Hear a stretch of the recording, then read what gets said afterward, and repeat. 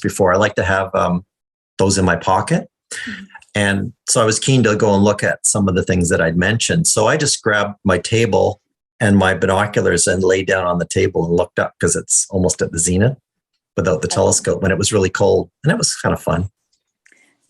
I feel like that plus a sleeping bag would be my style. Mm-hmm. Okay, so we are now live on YouTube. Hello, YouTube viewers. Hello to anyone we haven't said hello to yet on Zoom. You may notice, first of all, welcome back to Insider's Guide to the Galaxy, our second episode of 2022. We have a familiar face here. I guess she's to the side here on YouTube, but Jenna, she just wanted to drop in and say hello and just say like kind of a, I don't know, Jenna, you go. What do you want to say to our viewers? I think I left quite abruptly for most Insider's Guide viewers, and so I just wanted to come back and say hi. I had been sort of on my way out from RASC around December, and had planned to come do one last episode of Insider's Guide with you all, but extenuating circumstances meant that I had to leave earlier than I expected. But I wanted to drop in and see everybody again because this was one of the highlights of my time at RASC, was doing these shows. So for those who don't know, I am no longer working with RASC. Samantha has taken over my role. You probably heard that last time. But I very much miss all of you and seeing you all on Tuesdays, every other Tuesday.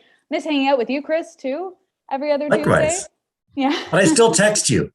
Yes, Chris stays in touch better. Chris, you're doing a great job of that. So I am no longer with RASC, but it's great to see you all again. And I just wanted to apologize for leaving so abruptly, and I wanted to remind you all how great you all are. And how much I enjoyed spending time with you while I was at RASC.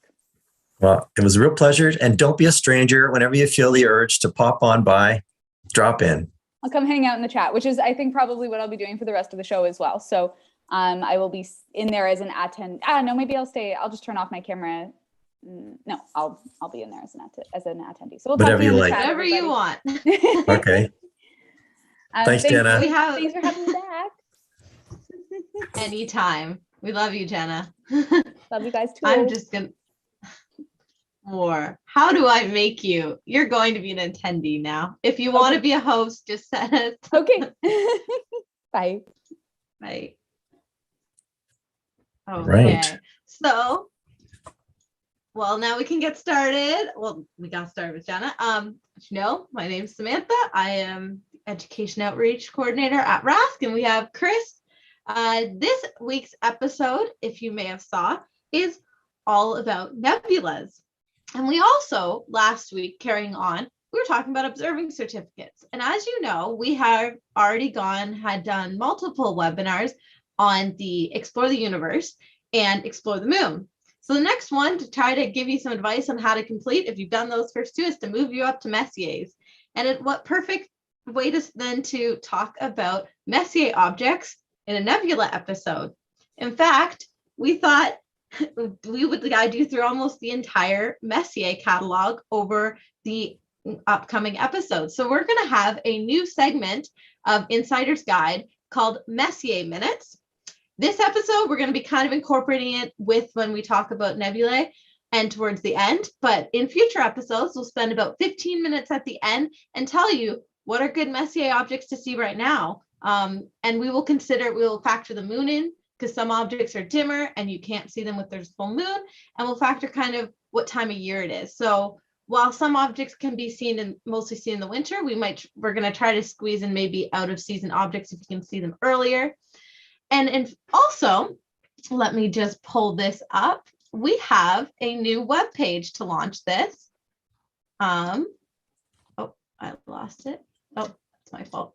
Which is, if you go to your Insider's Guide to the Galaxy webpage, which I'm sure everybody's familiar with, this is also the place. If you're on our YouTube channel and you want to join our Zoom, you can register here. And you go to Messier Minutes. And so this has a description of each episode. It will also have any resources we talk to in each episode.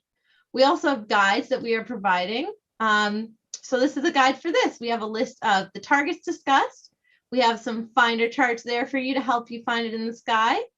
And we also have segmented out the logbook pages from the Messier object logbook to kind of break it down. So if you want to go viewing the next 2 weeks, you don't know what to view, just take this guide out with you and you'll have a list of what to view from the catalog and kind of in the order. So we have early evening targets, which will go in more detail, and we have late evening targets, and they are separated out. So we really hope you find these resources useful, you enjoy Messier Minutes, and I hope you enjoy our new segment. But for now, I'm going to try. I have to finish my Explore the Moon certificate, but maybe I should just start both at once, work at double, work on them both, because I need at least one observing certificate. So, yeah. Excellent. All right. Yeah. So I thought this is a great time of the year, given the treats we have in our winter sky to do this and to talk about nebulas, because one of the most famous and beautiful and easily accessible nebulas is up in the sky these days, and that's the Orion Nebula. So what I thought I'll do is we'll break things down and we'll talk a little bit about what nebulas are, the different types, and kind of go through it like that. And then I'll highlight some of the ones that I recommend you take a look at.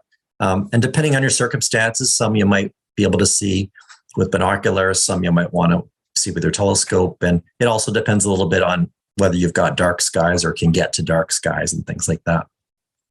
So what are nebulas exactly? Well, let me just open my screen here. And I will do this, and I will toss the little heads over to the other screen for us.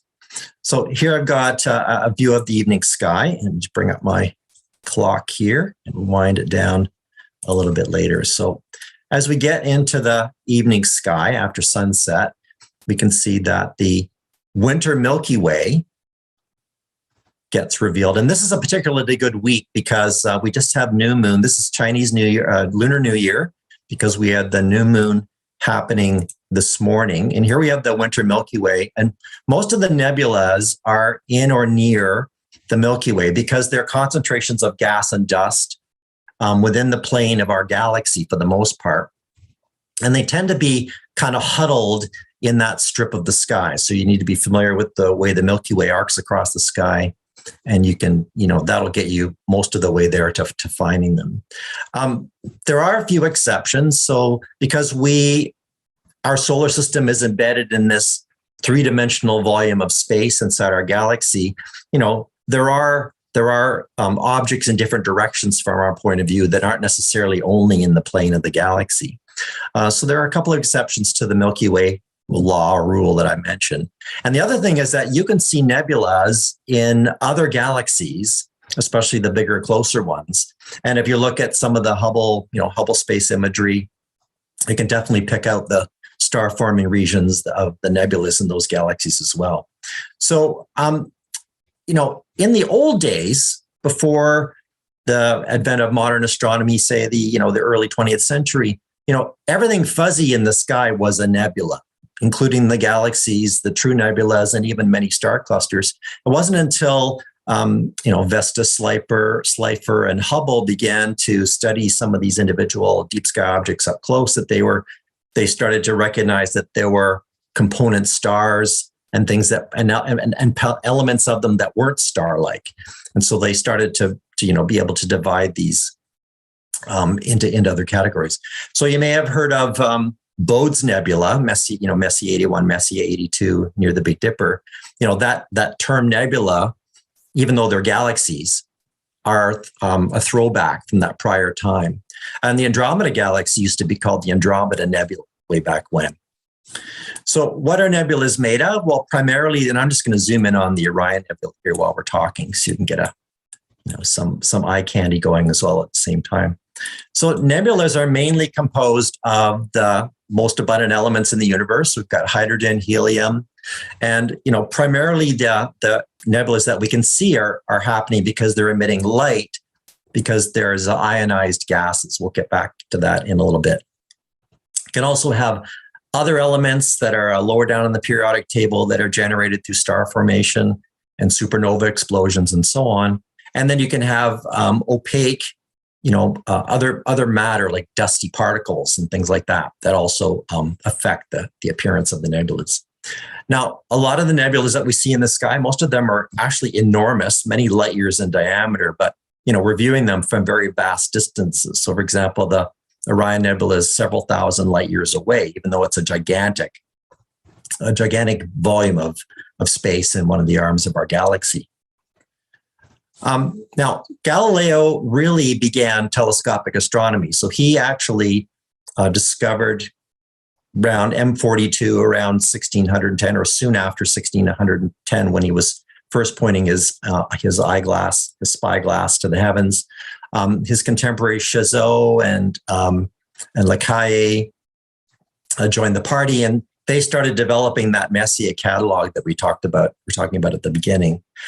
They were hunting for comets, and since the fuzzy deep sky objects, resembled comets in appearance, although they didn't move the way comets do, they wanted to not be fooled by those fuzzy objects, and they started charting them, adding them to their star charts, and then cataloging them. And that's how the Messier catalog came to be. Over time, that grew to 103 objects. And then in the 20th century, some more modern astronomers, referring to notes and other things, decided that another 7 objects could be added to the list to bring it up to 110. Now, the initial list produced by Messier and his cohorts was expanded greatly when the Herschels got into the picture. So William Herschel, his sister Caroline, and their son John did a systematic sort of catalog of the sky, a search of the sky, noting every such object they could find. And they actually developed a catalog that had several thousand deep sky objects in it. There was an initial release. That's what we now know as the New General Catalog, or the NGC catalog. And then there was a second round where they added further objects, even more objects. That's called the Index Catalog. So when you look at a deep sky object in space and you're seeing references to, I'll just change the label here to put designations. So when you start seeing the M's in your astronomy software, that's M for Messier, but you can also have, let's see if I can pull up some other ones here. You can have NGC and IC. So NGC are the New General Catalog, IC is the Index Catalog. And they go far deeper, so they tend to be fainter. Messier and his contemporaries picked off the brighter, easier to spot ones and using their smaller, cruder telescopes. And then the Herschels, using a much larger telescope system, were able to map many, many more of these objects. You certainly get a whole group of them. And go ahead. Oh, sorry. Just to add, the telescope power, I had the exact number, but it was only about 100 millimeter telescope they used, or about the equivalent of today's. So it's really, like, I have 114 and I feel like I have a small telescope. So they're pretty easy to spot with the most optics, right? Yeah, and they didn't have very much light pollution to worry about as well. So they had that advantage. The Herschels were using much bigger scopes, but Messier's scope was about a 4-inch aperture telescope. Yeah, that's a good point. And that's the reason why the Messiers are so accessible for the beginner astronomers, because you don't need to have purchased some, high-end system to be able to see them. Mm-hmm. Now, so people were mapping out all these fuzzy objects, and they could tell kind of what they looked like and categorize them into different sort of families. So we have we have clusters of stars, and then we have nebulas and galaxies and things like that. But it wasn't really until people started to look at the spectra of these objects that they could really get a sense of what was going on. So I'm going to just bring up a quick diagram, give everybody let me just ignore this and open this up and show everybody a sense of this. So a star typically gives off a continuous spectrum running through the visible light band and then beyond on either side. And you'll get this sort of rainbow effect of that. So you've got your violets at one end, your greens and yellows in the middle, and then your reds and infrareds at the other end.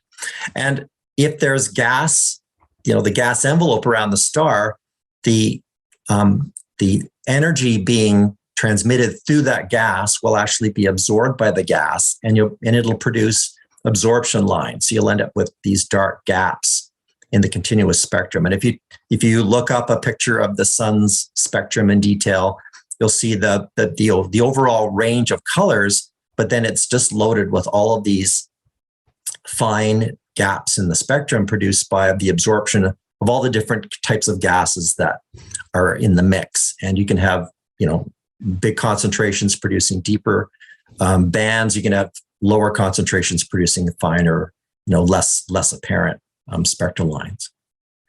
But on the other side of things, you've got this emission spectrum.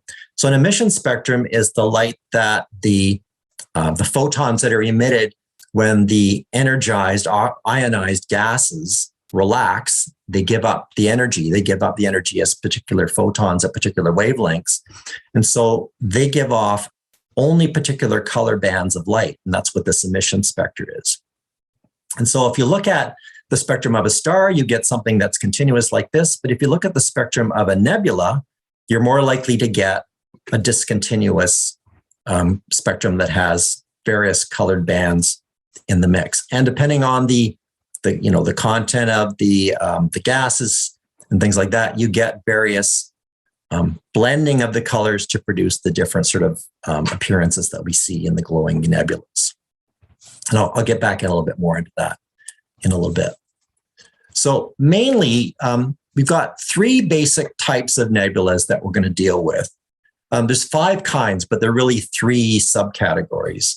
So that the main 3 categories would be diffuse nebulas. Of course, the Orion Nebula under the picture here is this sort of diffuse, raggedy effect. Then you've got planetary nebulas, which are the sort of smaller, roundish ones that resemble planets, hence their name. And then you've got supernova remnants, which are something altogether different. So they all arise from different processes, different astrophysics.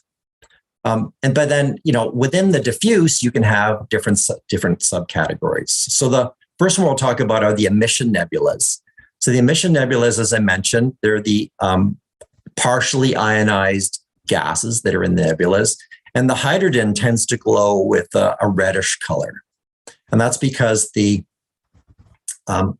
when you excite the hydrogen atom, the electrons in the orbitals jump to higher energy levels, and those are discretized.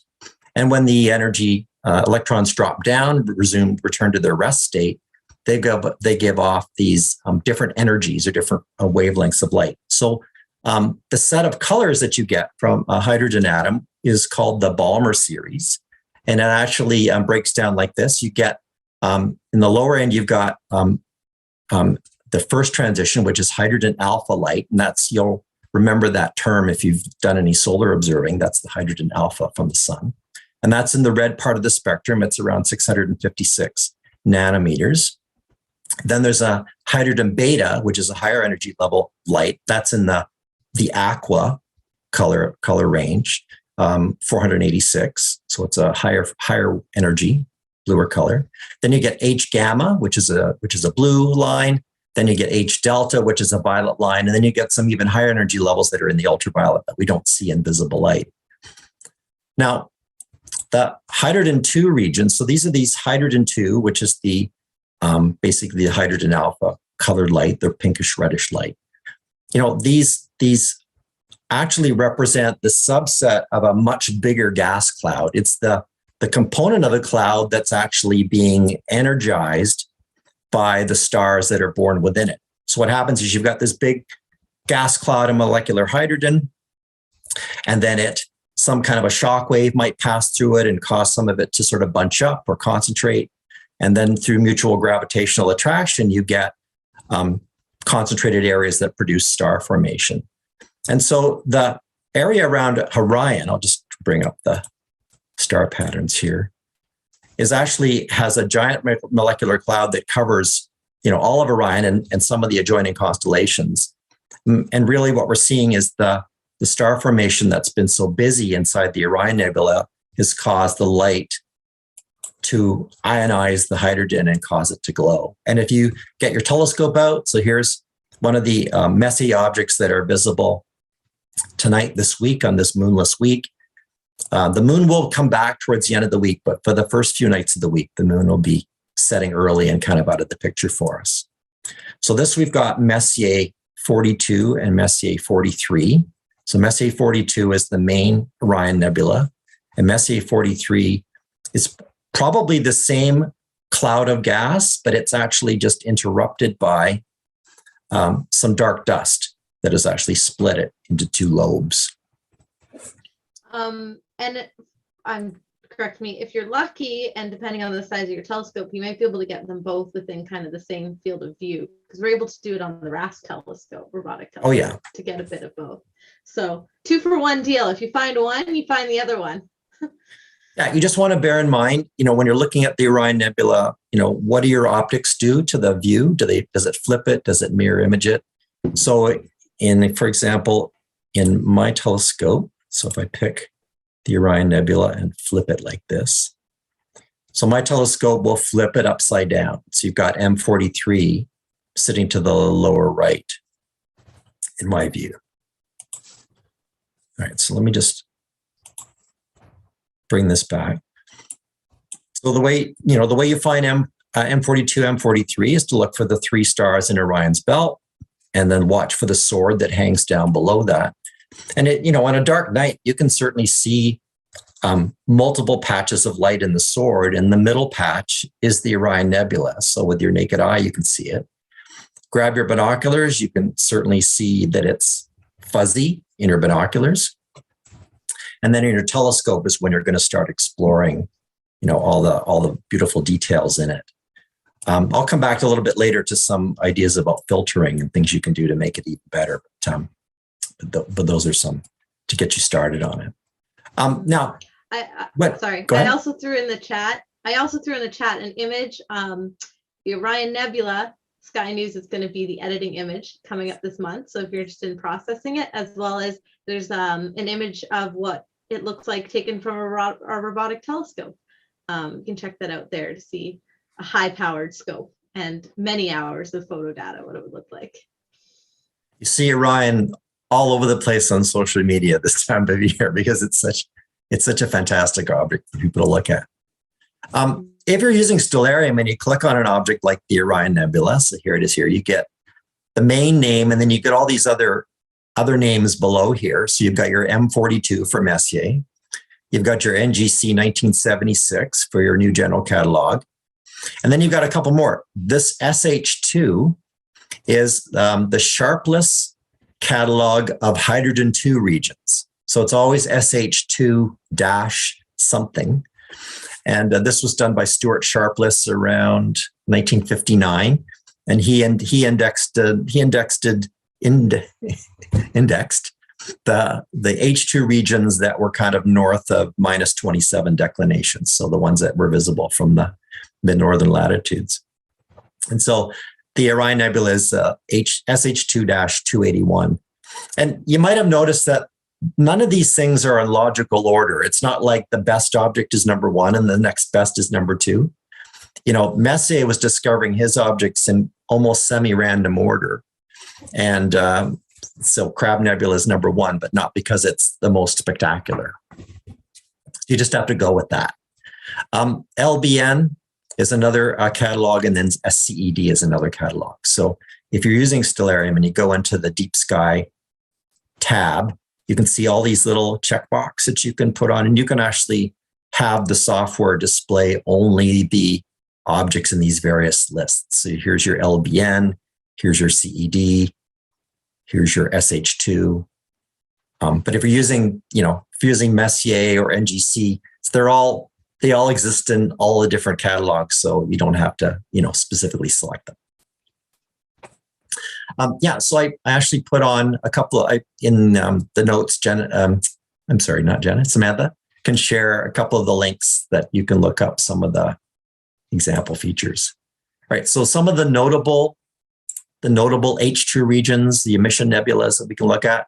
Orion Nebula as number one. M42 is the Orion Nebula. M43 is called de Maren's Nebula. So most people just think of them as kind of all one thing. Up here near Alnitak, this is not a visual astronomy target, but you've got the Horsehead Nebula. So the Horsehead Nebula is actually dark dust that's in the foreground, and then you've got this glowing H2 red light in the gas behind it. And the gas is being ionized by one of the stars in the neighborhood. So in this case, it's probably Alnitak, but you can look up for each nebula what the star is that's energizing it. Other ones are the California Nebula. So if you go up into Perseus, which is up near the zenith at this time of year. And again, not a bright nebula. It's something that's kind of better for imaging. But that's the California Nebula. We've got the Northern Trifid, which is up here. Let's see if I can find the Northern Trifid. That's not the one. There it is there. The Northern Trifid is nearby. So again, well, you can stick with the Messiers if you want to. You'll get a nice sampling of them, but you can also go a little bit beyond and look at some of these other features. Another ones that are good are the Pacman Nebula, which is in Cassiopeia. Let's see if I can find the Pacman for people here. I just get stuck when I get near the zenith. Here's the Pacman. So it's kind of near the deep V of Cassiopeia.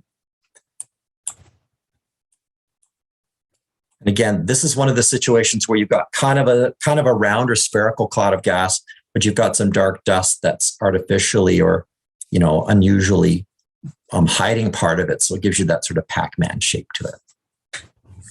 Other famous ones are all those neat ones that we get in the summer Milky Way, the Lagoon Nebula, Omega, Trifid, Eagle Nebula. So you can keep an eye out for those in the summertime.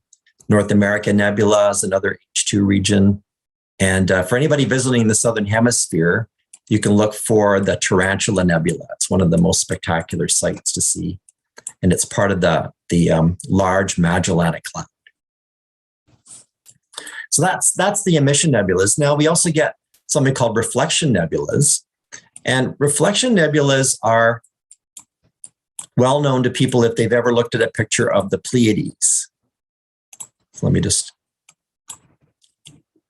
So what happens is that when the stars that are formed by this molecular cloud produce the emission nebula, once enough of the stars in that nebula begin to shine, they start blowing the dust and gas, blowing the gas away, primarily first. And if the process goes on long enough, you end up with an open cluster, which may still have some dust in the neighborhood. And the starlight actually scatters off the dust between the stars and produces this preferential blue light. And so it's the same thing that causes our skies to be blue on Earth. It's the blue wavelengths scatter more efficiently than the red wavelengths. So we end up with the blue dominating the scene. And what's neat about the idea about taking spectra of some of these deep sky objects is that when people took spectra of the Orion Nebula or some of the other ones, they got the emission line style spectra. But when they took spectra of reflection nebulas, they got spectra that looked like the star spectra. And that's because all you're seeing is reflected starlight. So that's kind of a neat way that they understood the difference. So there's actually a catalog. Let me just click on this so I can get the catalog. So in this case, we've got Messier 45. It's also the star cluster of the Pleiades is giving this Malot 22. It's another one. Let's see. Okay. Back over in Orion, there's a nice one. So for those doing the Messier certificate, we've got our M42, M43. We've also got M78. And this is nicknamed, let's see if I get the name here, the Casper the Friendly Ghost. 78. There we go. So Casper the Friendly Ghost, there's the three stars of Orion's belt. And if you take the eastern belt star and go up, then you can look, it's about, that's the distance here. It's about 2 thumb widths or 2 or 3 finger widths to the upper left of Alnitak. look for a little nebula. It's kind of smaller, a little bit brighter. And this is a kind of a combination of things going on. So you've got some blue light giving you the reflection nebula. You've also got some dark dust happening, and you've got a little bit of other brown or more reddish light from the emission side of things. So that's Messier 78. And you can see that here you've got the M, you've got the NGC, you've got VDB 59. So VDB is a catalog that was compiled by a Canadian astronomer, Sidney Vandenberg. He worked at DDO, he worked at the Dominion Astrophysical Observatory, and he compiled a list of the reflection nebulas in his catalog. There's 159 objects in his list, and you'll see them marked as VDB and then a number to get that list. So some of the more notable ones to look for are this one, the Casper, the Friendly Ghost, the nebulosity around the Pleiades. So you need very dark skies and a pretty big aperture telescope to see the more concentrated nebulosity around the stars in the Pleiades. But I have seen it in an 8-inch SCT telescope, so it does work in medium-sized telescopes.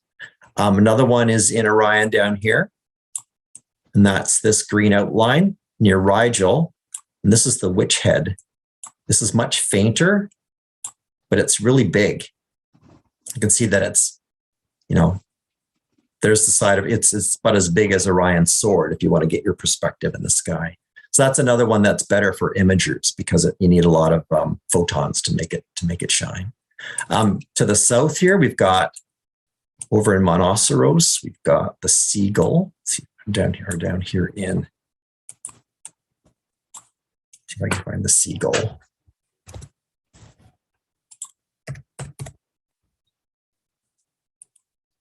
There we go. Up near Canis Major. So let me just put the boundaries on here so we can see. Yeah. It's kind of on the border between Canis Major and Monoceros, and that's the Seagull Nebula. So that's another one that's available this time of year. Not a Messier object, but a nice DSO. Let's see, we've got the tadpoles up in Auriga. So let's go up to Auriga. And you can see the nebulosity up here in Auriga. That would be the tadpoles. So those are the reflection nebulas. The clue there is the bluish tint to them. I'll pause for a second. Any questions? One thing that always gets me with observing is I'm used to seeing a lot of these pretty photos because they've been taken with hours of exposures and lots of photons. What do they kind of look like? Could you describe them in a telescope? Would you be able to see the bluish tint, or is it just going to be a gray smudge, or what kind of general factors affect it?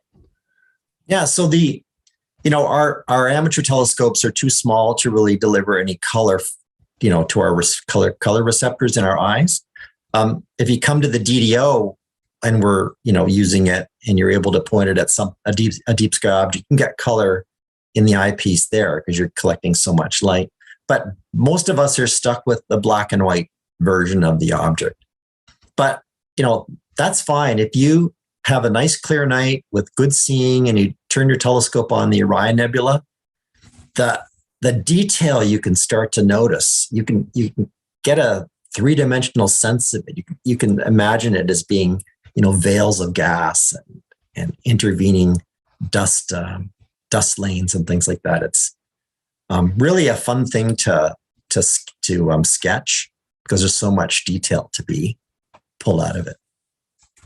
So yeah, most of the time we're kind of stuck with the black and white, but even the black and white, you can look for some of those cool details.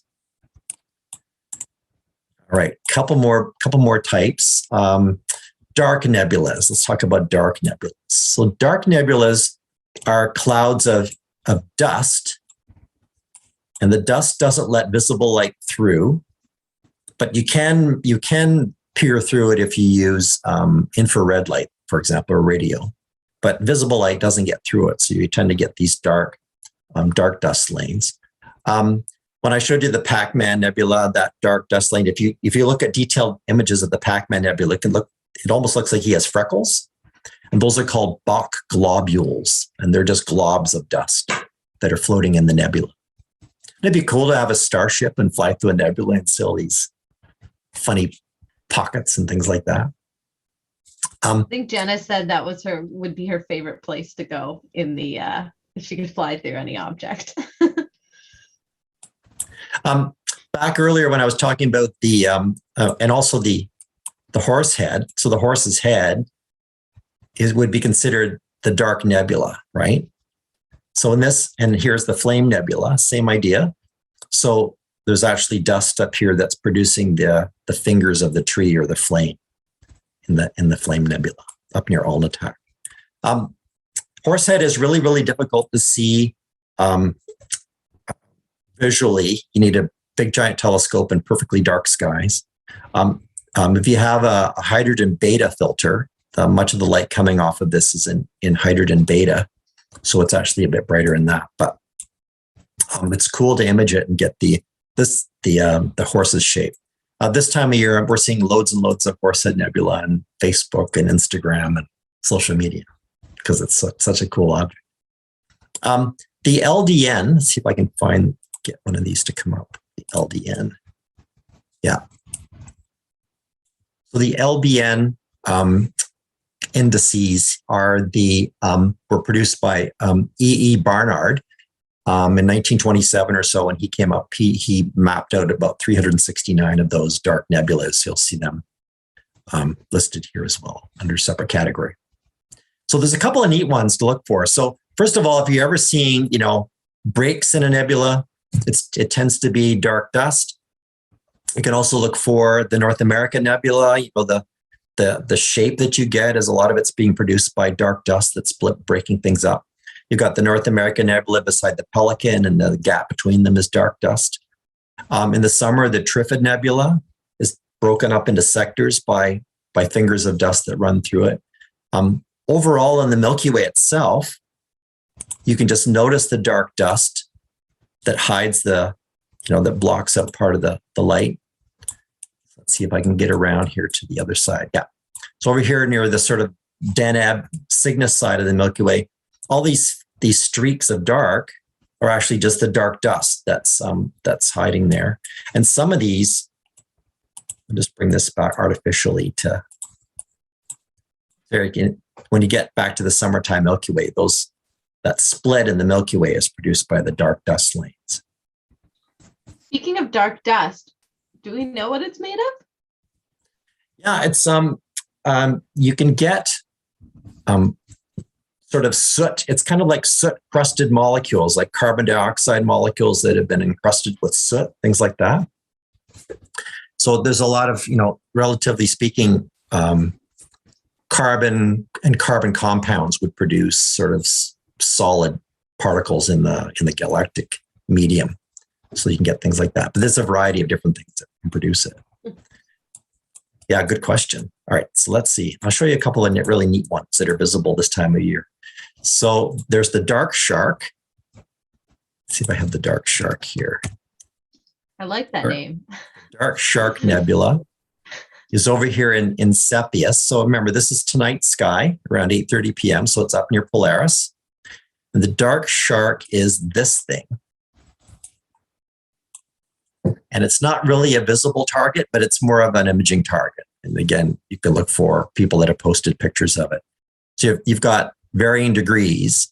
Now, don't be misled. So this box shape here is just somebody pasted the photo on the stellarium background. So the star field extends beyond this rectangle, but the subject of the photo was the dust. So you got extra dark dust and then some lighter, less dense dust producing these shapes. Let's see. If you ever get to go to the Southern Hemisphere, you can look for the coal sack. Let's see if I can see the coal sack here. We'll artificially do it by hiding the ground. So the coal sack is this dark, noticeably dark patch near the constellation Crux. So it's really easy, really obvious to see if you're ever in the Southern Hemisphere. You can see it if you get sort of as far south as Mexico and beyond. So you don't have to go to Australia or South America truly, but the farther south you are, the better. And then there's the Dark Doodad. So the Dark Doodad is in Musca here. Let's see if we can bring up the Dark Doodad. Here's the Dark Doodad. It's not as obvious here. You can see that there's kind of a dark lane running through here. And it's actually much more obvious if you ever get down there to see the Dark Doodad. So add that to your to-do list, just to check those out when you get down to the southern hemisphere.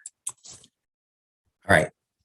So that covers the kind of interstellar gas and dust aspect of nebulas. The next category is the planetary nebulas.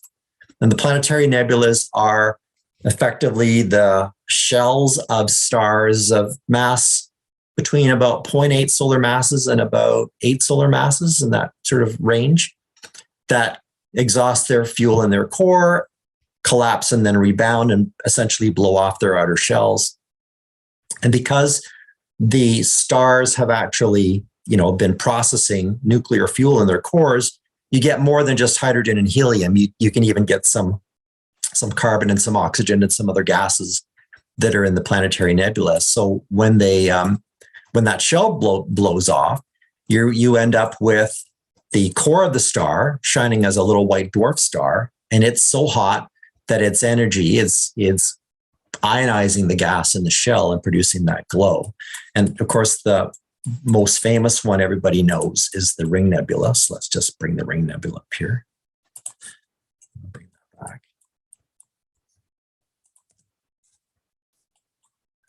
There's our Ring Nebula.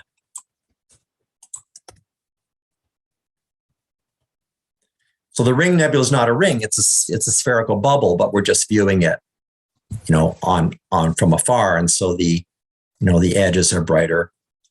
We're looking at the tangent of the sphere is brighter than looking straight through the sphere.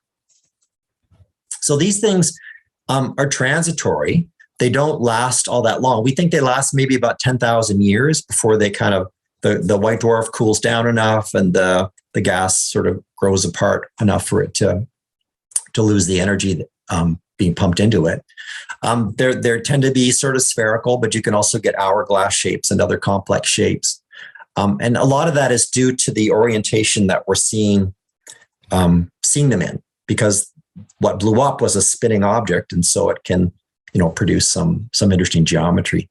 The first planetary nebula was the Dumbbell, discovered in 1764. So the Dumbbell's in Vulpecula, over here. So where's our Dumbbell?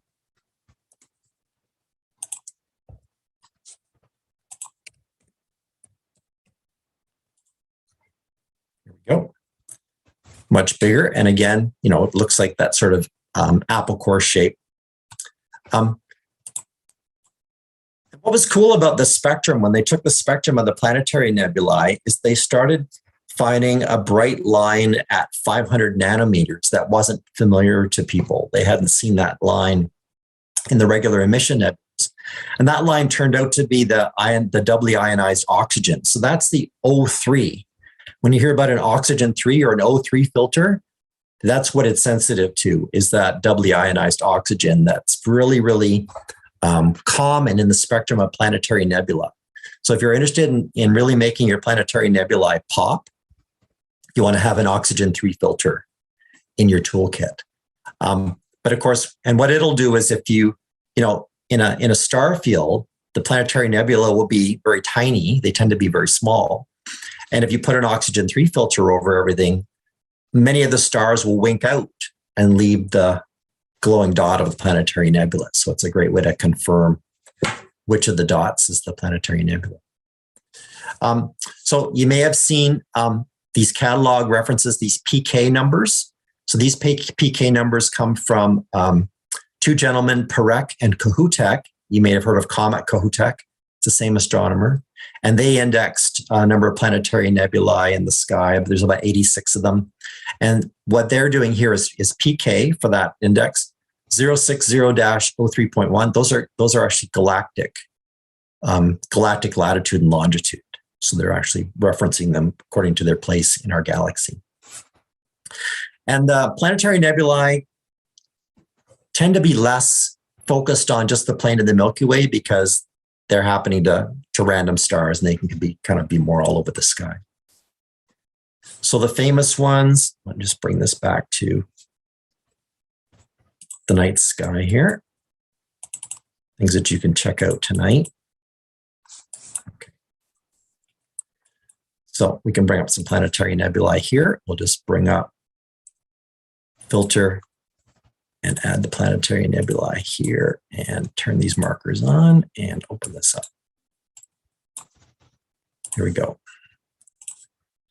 So those are the little green diamonds that you can see. And we've got Cleopatra's Eye. So again, this is magnitude 9.6. And you can see it's tiny. It's 56 arc seconds. So it's about the size of Jupiter. And they all have different cool structures to them. The other neat one that you can look for is up near Gemini. Nowadays, I'm promoting, or I'm recommending that we call this the Parka Nebula. This is sort of resembles somebody wearing a fuzzy parka around their face. And that's up here. It's also the clown face nebula is it's listed in our observer's handbook as. Yeah.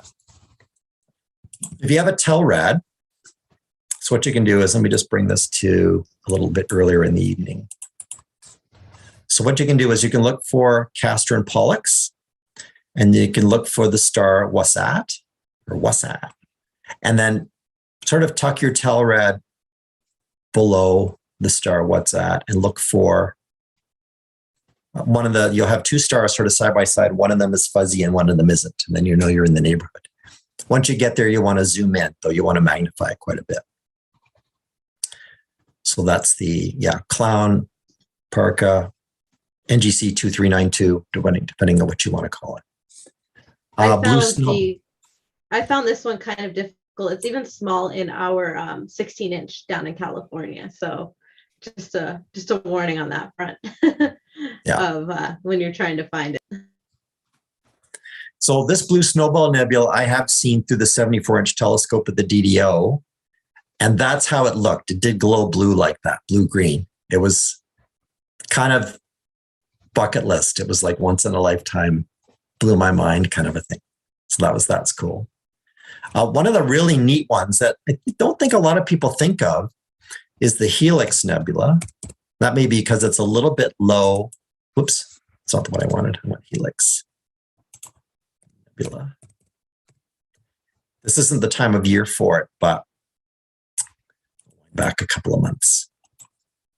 Helix Nebula is in southern Aquarius, and it's really big. It's like a big brother, big version of the Ring Nebula, but it's in the telescope. You don't have to magnify it nearly as much. It's really quite big. Not as bright, but it's really, really impressive.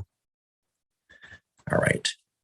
So last category here to talk about is supernova remnants. So the supernova remnants are filaments of gas, and they're glowing also, but they're glowing because they're being accelerated by a shock wave. And that's sort of heating them up and energizing them and causing them to glow. And so what happens is that a massive star reaches the end of its life, it explodes and spews its matter into the space around it. And the shock of the explosion causes a growing object that expands over time and that is glowing by the energy in that explosion, the shock wave of that. And that means that they're also transitory in the sense that they last maybe a few 100,000 years until the explosion is dissipated enough that the shock is lower, the glow reduces, and they kind of fade from view. So they can come in sort of shell shapes, or they can be solid. And I'll show you a couple of other examples.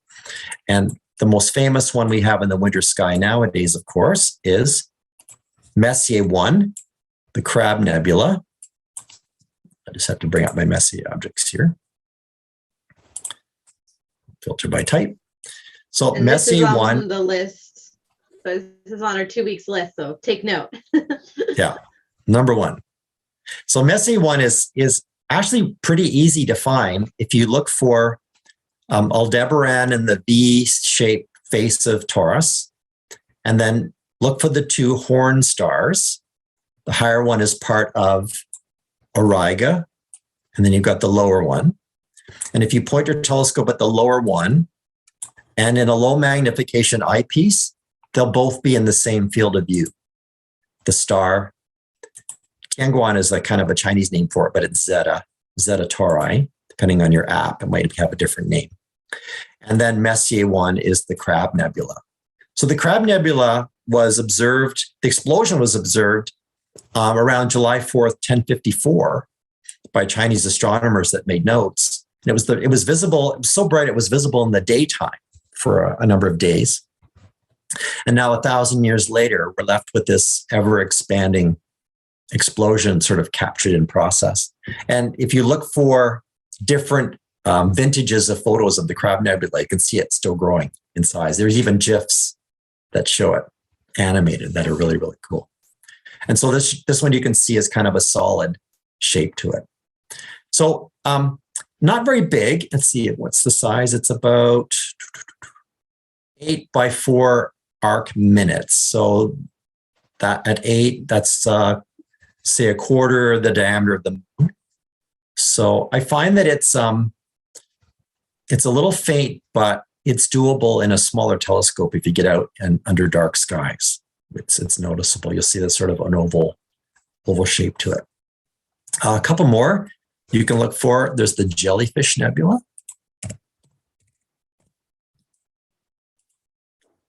Jellyfish Nebula is nearby in Gemini, near the star Propus. So these are the feet. These stars are the kind of toes of Gemini.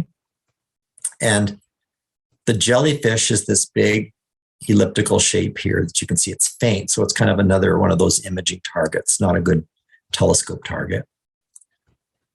In the summertime, we have the Veil Nebula or the Cygnus Loop, which is a relatively easy object to find. And when we get to the summertime, we'll emphasize that one.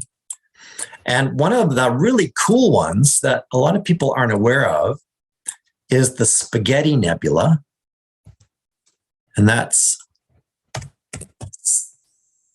Simius 147. And this supernova remnant, I don't know if you can see it here. Let me just turn off there. Can you see it better now? All of this purplish gas, it's huge. It's great for an imaging target, but more of a wide field. It's 3.5 degrees in diameter. So it's really, really big. And it sits here. So here's that neighborhood. So there's Crab Nebula there.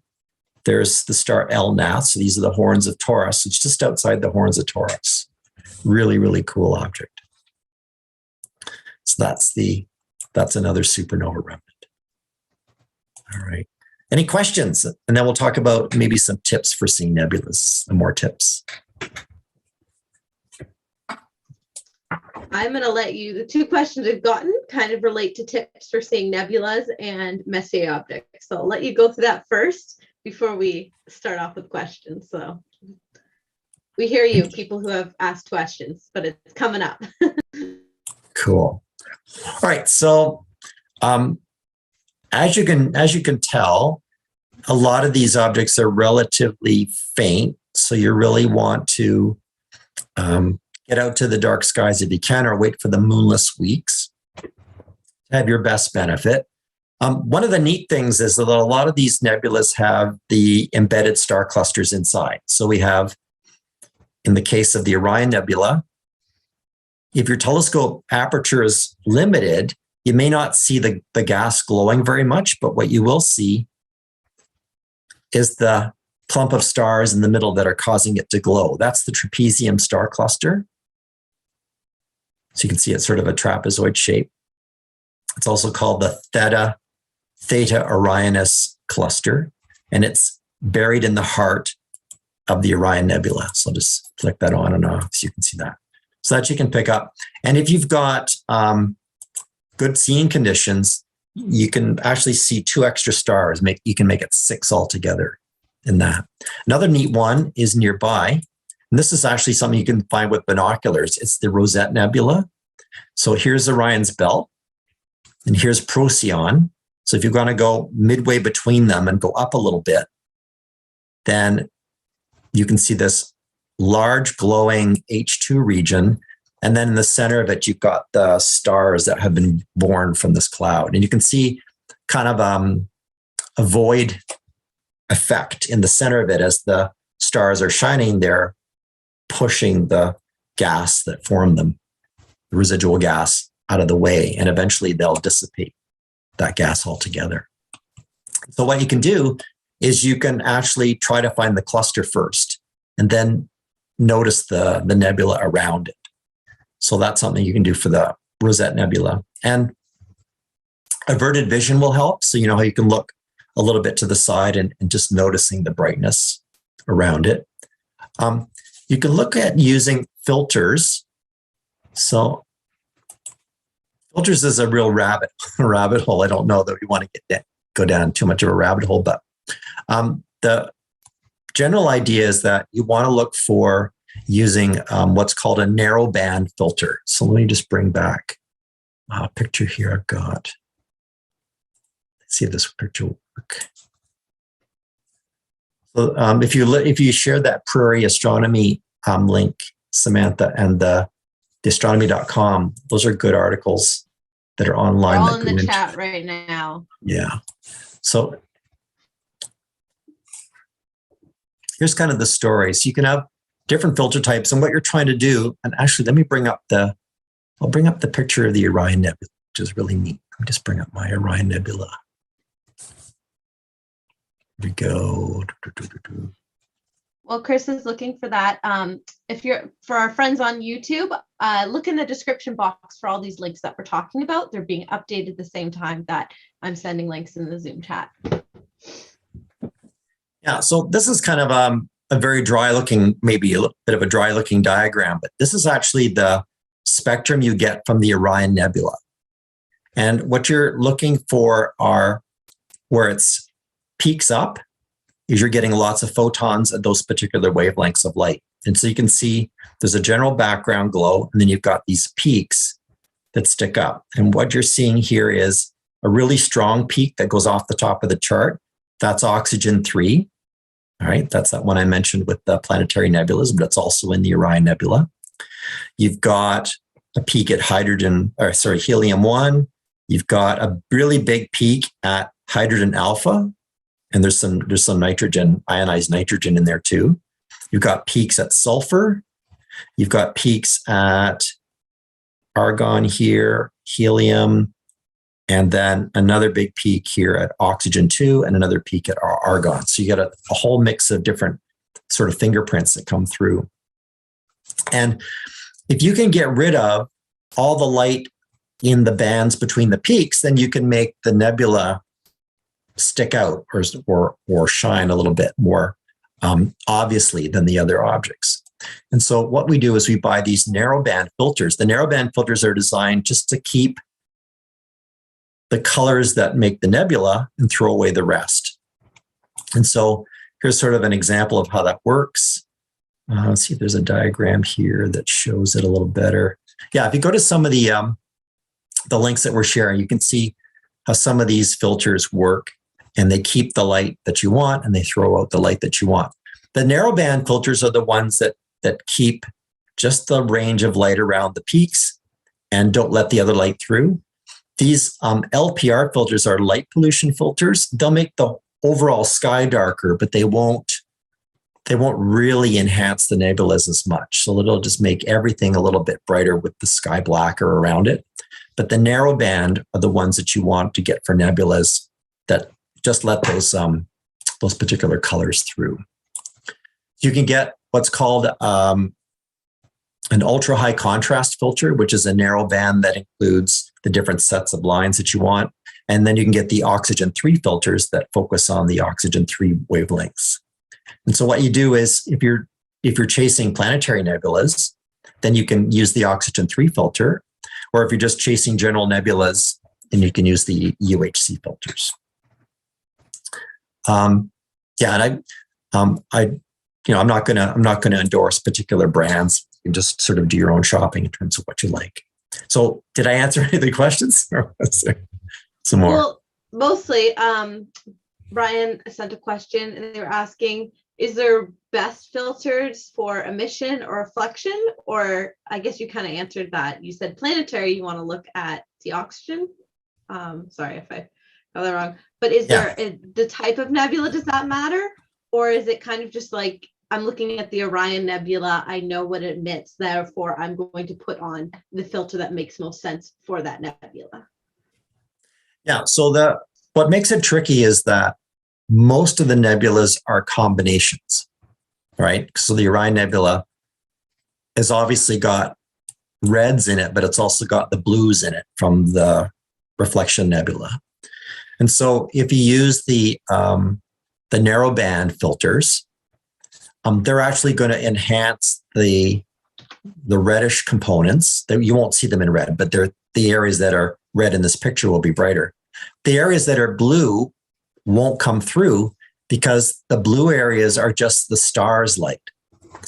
They're not the hydrogen, the ionized hydrogen light. They're just reflected starlight. So a narrowband filter is not good for reflection nebula. So you wouldn't want to use it on the Witch's Head or any of the blue nebulas. You can certainly use the O3 or the UHC on the Orion Nebula, but as I said, you're going to emphasize certain parts and lose certain parts. Generally speaking, narrowband filters aren't going to help with galaxies. They're not going to help with star clusters, sort of just as the general rule of thumb.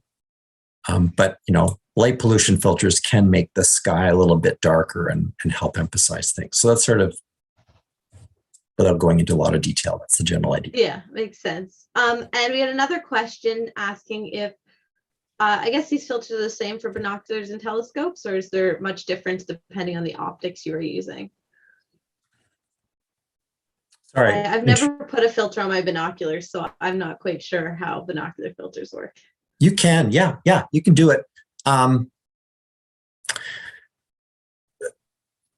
So part of the problem is that most of these filters are designed to squash the stars, right? And remain and reveal the gas. So you can make, if you've got filters on your binoculars, you could make it can be tricky to find the object. But one thing you could do is you could put the filter on one eye and leave the other eye plain, and you could hop from one side to the other. So you could do that. But yeah, you could definitely put filters on binoculars if you wanted to. Good. And that's it for the questions. As always, you can shoot some questions in the chat or use our Q&A system, and we will fit them in when we have time and they make sense in the course. Right. So I'm gonna set up Stellarium here just to show the Messiers, and we'll switch horses. We're ready for Messier Minutes? Yeah. All right. So this, we talked to, while he's setting up, we did go over some. So as I said, M1 and M42 and M43 are ones that are in our list to view. So we'll go into the ones that we didn't focus as much on in the actual talk about nebula or nebulae. Ready to go? Yeah. So one of the challenges around completing the Messier certificate program is to, plan ahead and figure out what's available on a particular night. Figure out whether you need moonless or whether you can tolerate a bit of moon, and also, maybe be efficient about it as you could for this week. So what I'm driving at is that at this time of the year, we're about to head into the time of year where the sunset starts arriving later, faster. Already it's, I think, 2 minutes a day sunset delayed. So a month from now, it's going to be getting dark much later. And so we lose the winter targets rather quickly. But there's a chance this week with the moonless skies to actually get a jump on some of the autumn Messier targets that otherwise you'd have to wait till, say, midnight at the end of August to get to see them. So you can get them this week if you wanted to grab them this week. So we're kind of front load our Messier Minutes segment here with some red alert that you can get some of these Messier objects from the autumn if you get out there and right after dark. So by the time you get to around, you too. yeah, by the time you get to around 7:30 p.m., we're going to get beyond astronomical twilight. The sky will be getting plenty dark. And the autumn targets are starting to descend in the western sky. So here's 7 p.m. This evening from the latitude of Toronto. And it'll vary a little bit across the country where you are in your latitude. But there's the Z where the zenith is. You can see that Messier 77, Messier 74, Messier 33, and M31, 32, 110, which are a trio, are all available relatively higher than more than halfway up the western sky in very early evening. An hour later, they're getting a little bit low. So you really want to get this timed right so you get them as early as you can see them. Don't worry about the ones in Cygnus over here or in Cepheus because they're kind of northerly and they're available at more times of the year. So if you're going to prioritize your targets tonight, the next couple of nights, set up early, get your telescope cooled down, and see if you can nab this set of 6. 1, 2, 3, 4, 5, 6. So here, let me just give you some notes about each one here. So let's see. So M77 is pretty, it's a galaxy, so it's a little bit faint, but finding it is kind of easy if you can see the stars of Cetus and pick up the star Delta Ceti, because it's practically going to share the eyepiece view with Delta Cephei, or at least you can set your finder scope a little bit to the south of it, or a little bit to the west, to the east of it here. And in the telescope, you're going to look for a fuzzy patch that's got kind of 2 eyes, like almost a double star, and that'll be the galaxy. And when you're in the neighborhood, don't forget to look for this other galaxy up here. This is NGC 1055 in the same neighborhood. So that's a bonus. It's not a Messier, but it's a bonus target that you can look for. So that's that one. M74 is up here in Pisces, nicknamed the Phantom Galaxy. This is a pretty one. It's a face-on spiral, so it's lower surface brightness, so it's a bit fainter. It's going to be challenging to see it. But what you can do is you can look for the bright stars Hamal and Sheridan in Aries, and they kind of point down to it. So that's a way of, if you sort of, triple the distance between them, 2 more hops, you can find it that way. Or if you can see Eta Piscium, the star Eta Piscium, you can also use that as your guide. So those are those 2. Then you've got the Triangulum Galaxy. In the Triangulum Galaxy, you can find a couple of different ways. If you use Hamal and Sheridan again and find the bright star Merak, it kind of sits halfway between them. Or you might want to use the Triangulum and just look to off the tip of the triangle. And M33 is a beautiful galaxy. Again, it's a little bit of a low brightness, but it's quite large in the telescope. So that's a great one to look for. And when you're there, if you've got really dark skies or a nice big telescope, look for the nebulas. So there's one here. Can you see this little pink patch? So that has its own separate NGC number, even though it's part of the Triangulum Galaxy. So you can actually look for that. Let's see. And then we get over here to the Andromeda Galaxy and its companions. So Andromeda Galaxy is binoculars or dark or naked eye if your skies are dark. The trick is to also find the M110 and the M32. So these are sort of dwarf companion galaxies to it. You're kind of need a telescope to get these 2 to add to your list.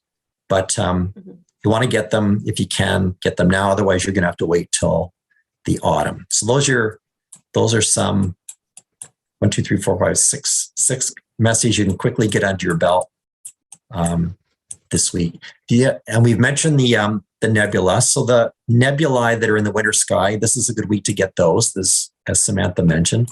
The only one that I would add to this round is Messier 79, which is in Lepus. It's a globular cluster. And the reason it's important is that it's very southerly and it culminates around 9 o'clock. So it's highest in the southern sky around 9 p.m. But by the time we get to our next moonless period, a month from now, it'll be culminating when the sky is getting brighter. So you're better to try to get it now if you can. And it'll tolerate a bit of moonlight, so you doesn't have to be exactly the next couple of days, but try it if you can. And obviously, you're going to look for kind of a round fuzz patch. I think that was all I had for those tips. For the Andromeda Galaxy, that one is also a part of Explore the Universe. So if you've already done that program, you can use your observations from there. And there's a number, I don't have it off the top of my head, of Messier objects in the Explore the Universe that you may have found before. So use those tips and tricks you've learned from them and share with other people. We have someone saying M79 is very small and faint. Yeah. Yeah. That's what you were saying. So I'm happy to take some more questions. Again, you see all kinds of other messages on the screen, but we'll get to them as we go. It's a marathon, not a sprint. I will, want to emphasize a couple more points that you'll see when you read the material that Samantha's put together. If you can find the Messier objects manually without go-to help, then you can earn the certificate that's designed for manual. It's kind of a feather in your cap if you can do it. But you're allowed to use go-to as long as you declare that you're using go-to, and then it's a different category of award, right? Yeah. So we changed the wording on the certificate in that case of what you've used and how you've done it. And as I said, feather on your cap, you're going to get above and beyond like the requirements, which I'm sure Chris is familiar with, as he is a completionist on all of his certificates. So he gets the above and beyond often. And that's what we were talking about last week for that end of things. And so another note about the go-to is I don't want to say a recent change because our Messier catalog certificate's been around for a while. But if you notice anything that says you can't do go-to in the resources provided by the RASC Observing Committee, Blake's been very good at updating them. It's just because it's a historical thing. We've added go-to in recent years. We have a couple questions here about binoculars or telescopes. So the Messier catalog does require a telescope, from my understanding, just because these binoculars wouldn't be able to resolve all these objects. Can you confirm that, Chris? Yeah, especially the planetary nebulas. I don't think you'd have a hope of seeing. You might see that there's a particular dot there, but to properly, that part of the purpose here is to learn how to be an observational astronomer. So you're learning a few different skills. As Blake mentioned a couple of weeks ago, you're learning how to find the objects, either with star hopping or maybe you're using go-to, but you're also learning to recognize the characteristics of the object and learning how to describe them. So you want to tell us, not me, but whoever's reviewing you, how you found it. Like, what stars did you hop between, or where did you put your finder scope, to zero in on them to find them? And then when you have found them, what did you notice about it? And it doesn't have to be a paragraph, but if you can write a few words about what it looked like to you, then it helps everybody to understand that you've had the right object and that you're noticing, what's unique about it. So binoculars, yeah, you can get. I think I've done a little card to go with the book. We haven't talked about the book, but oh yeah, we're gonna get in that now. The book is there. We're not here to, wasn't the purpose of this session, is to do that. But the book is a great resource for anybody that wants to tackle the Messier objects. John Reed invited me to help him with it last year. And I sort of made note that I think about 45 or 50 of the Messiers are binocular targets. So in terms of why we're moving on to this telescope, there's not many more observing programs that are left that you can do without a telescope. And so if you're at the point where you've completed Explore the Universe and Explore the Moon, you're ready. You've done more observing than I have, and I own a telescope. I'm not going to say if you don't have the money, but like dive in, start exploring the deeper sky that you can. A couple things about resources is we'll start, as we said, the name of the book, and this is on also the Messier catalog website, not the Messier Marathon, Messier Minutes, but the Messier, the RASC Observing. It's 110 things to see with a telescope. So this is the book that John and Chris wrote, and it goes through each of the objects with, oh, sorry, you can't see it that well, with finder charts, as well as a place to write your observations. And this was created to help you with, and Chris, you can add anything, with finishing all the Messier objects and finishing observing several observing certificates, including the RASC. So what we tried. Sorry. I was just going to say what we tried to do is just give you some tips for which stars to use to guide you to the right spot, and maybe one or two things to be on the lookout for, but not to kind of give it all away. We want you to find your own surprises. So this is available on Amazon if you're looking for like a comprehensive paper copy, and if you enjoyed the Moon one we recommended last time, same author plus Chris, well-known face. The other thing, I'm going to go a little bit more deeper, and this is to answer Claude's question about nebulas. Can we sort the nebulas available for viewing by constellation? We're going to talk about Messier specifically, and then if you're wondering about outside of that, you can clarify. And then logbook pages. So first of all, I will share what we have. So this is, we'll be producing this. You can get on the rasc.ca/Messier catalog, Messier objects. So this is the official rasc.ca website, observing certificate website, and has the 10 things to see with a telescope, as well as some other companions. And then it has observing forms to fill out. And so this has all of the Messier objects in order. And as you said, there's a big place to sketch. But we've talked about this multiple times. Try sketching. It's a really good way to show your observation to other people, to really think about what you're seeing. It is not a requirement for getting the certificate, but we strongly encourage it. And we have a big space there. And there's also space to label the orientation of your eyepiece. Then we also have on the Messier Minutes link is what we'll be doing is every episode, we're going to break down and create like kind of a subsection of lists to view those 2 weeks. So if you're overwhelmed by the in all the resources and everything, just having a huge list, just focus on these for the next few nights. And most Messier lists, including in the RASC Observer's Handbook, which is another place that has the entire list of Messier objects. And if you know you're a RASC, you should have been getting the most recent one recently. It will list the NGC number of each Messier object, as well as the constellation, the short form of the constellation. So if you are looking for certain and the RASC handbook lists it by season. So that's how you can sort the objects by constellation. We have also tried to kind of, as I said, group. So as you notice, the early evening targets, I'm not sure if this will always be the case, they're all kind of in the same area of the sky. And then we have some zoom in views of each part. And then same thing. And then right after that early evening targets, we have separated out each observer's log pages. So you can just go through and be like, yep.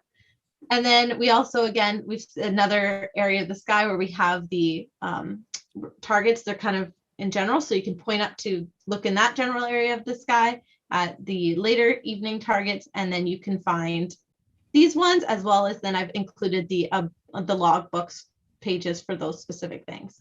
You do not have to use these log pages, but they're a really good way to have all the information and know that you're not forgetting any information you need to get the certificate. So hopefully I answered any questions on that front. Yeah. Chris, do you have anything to add?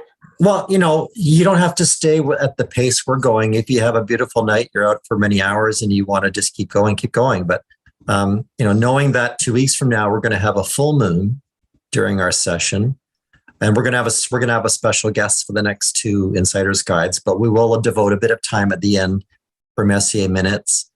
So the next 2 weeks, they'll have a full moon. So we're saving the bright Messier objects to cover then when the moon is around and it's not going to bother you. So we're trying to be logical about it.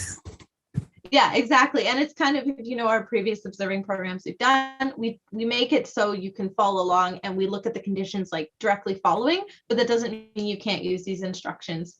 It just may require some tweaking depending on what time you're looking, what the night sky is at the time. And that's where our Stellarium resources and episodes we did way back when, which you can watch, or planning your observing sessions are for.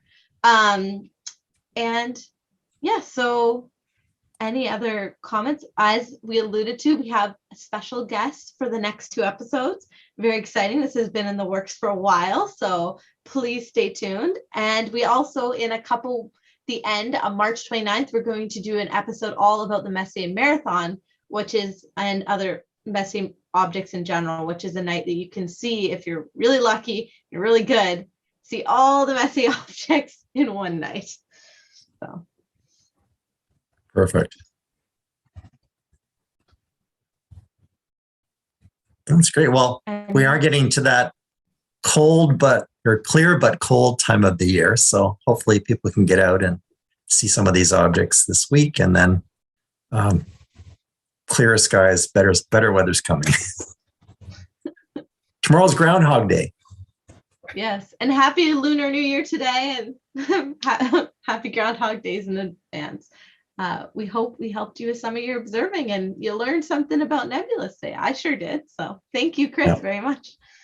Thank you, everybody, and keep looking up.